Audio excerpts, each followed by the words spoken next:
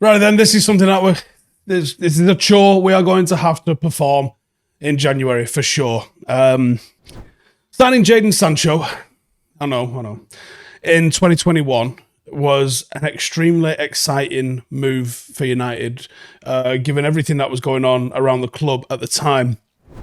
Massively filled with optimism. His debut appearance against Leeds capped off a real incredible day. 5-1 demolition to start the season. And he'd been a player that shown his true potential like that in flashes. And the excitement around Jadon Sancho now, in hindsight, is going to not be what it was when we signed him. But the excitement that there was about signing him is about where the excitement is and should be if you signed Jude Bellingham this afternoon. That's how excited people were, and that's how excited people should have been, because he was that good.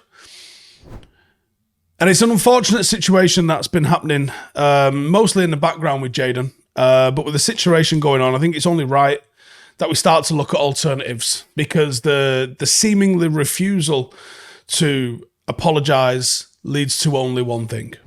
I think the club will and should back the manager, and if he isn't going to pull his weight, then he has to go. And if Jadon's going to leave, we have to get a replacement, because we can't be without either a backup or first choice quality option on the right wing. So I've come up with three.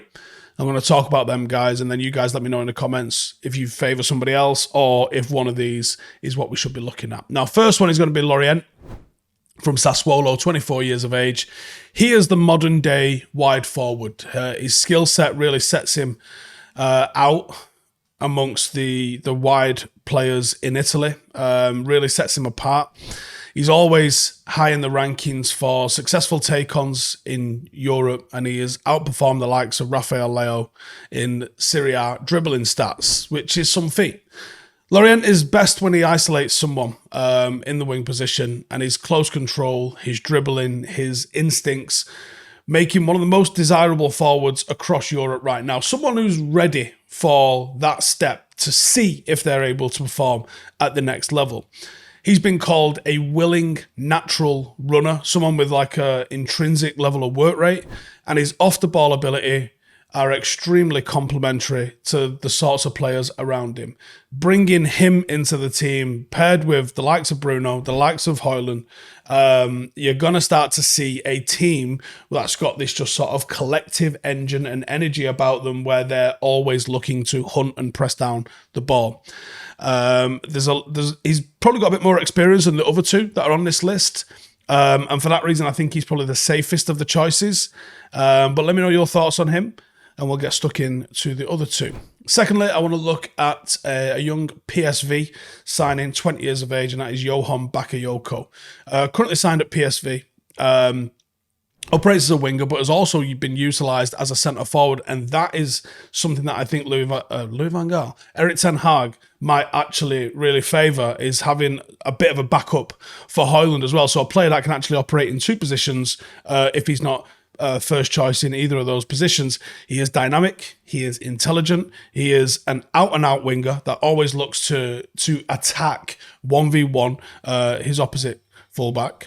Excellent left-footed player, and his role as an inverted right winger allows him to cut inside onto that left foot all the time for PSV. He beats his man on the inside, and he beats his man on the outside as well. He is a lot stronger on his right-hand side than we get out of Anthony, for example. And I think he perfectly slots into Ten Hag's plans, because he already plays in the exact role that Ten Hag is asking out of both Sancho and Anthony. Last season, he played 23 games. He did only finish with 5 goals and 5 assists from PSV, which is a decent return for someone that is 20 years of age. He also has 4 assists in 5 games in the Champions League, and I think that's a decent little return from him. He is an impressive progressor of the ball as well. He averages 7.64 progressive carries per 90, which puts him in the top 1% of players in Europe. So that's something that caught the eye a little bit. He gets into dangerous areas. He averages 6.79 touches in the opposition penalty area, which again puts him in the top 1% of players across Europe for doing that. And he's often praised for the strength that he's got, the intelligence that he's got, and the burst of pace. I like fast players, and he really lines up in that. So on him, give us your thoughts. And let's get on to the last one, who is a serious gamble, I think it's safe to say. And that is Rooney. Wait, Rooney? Yes, Rooney, but Rooney Badji. And that is the Copenhagen winger. Now, 17 years of age. The lad is absolutely tearing it up at Copenhagen, playing with an incredible level of maturity that 17-year-olds aren't really supposed to have.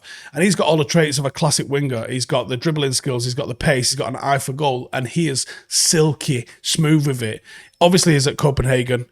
He plays week in, week out, and he looks exceptional doing it. He is Swedish. He has all the makings of a player that's going to go on and do his country proud. Certainly one that's ready to step up with an extremely high ceiling, extremely high level of potential in him. And so far in the Danish Superliga, he's got 6 goals in only 10 matches. For a winger, that is 17.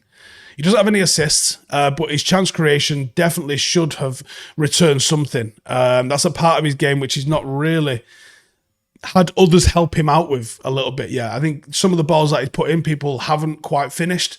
And even though it says 0 assists, it's not 0 chances created. And I think that's important. Lucky for us, we will be seeing him Bardsley ourselves firsthand when we play Copenhagen in the Champions League group. And I think it could either be... I mean, I don't know what I want to see in this. Do I want to see a game where he gives us a lot of problems and we eventually still win? Or do I want to see him be the talk of the town and us end up going and getting him? Well, I think United need to win both of those games with Copenhagen. So let's hope it's like a 3-2 both ways and he's the one that's pulling in the goals or assists for Copenhagen. But that's 3 picks that I think could be really useful for Manchester United.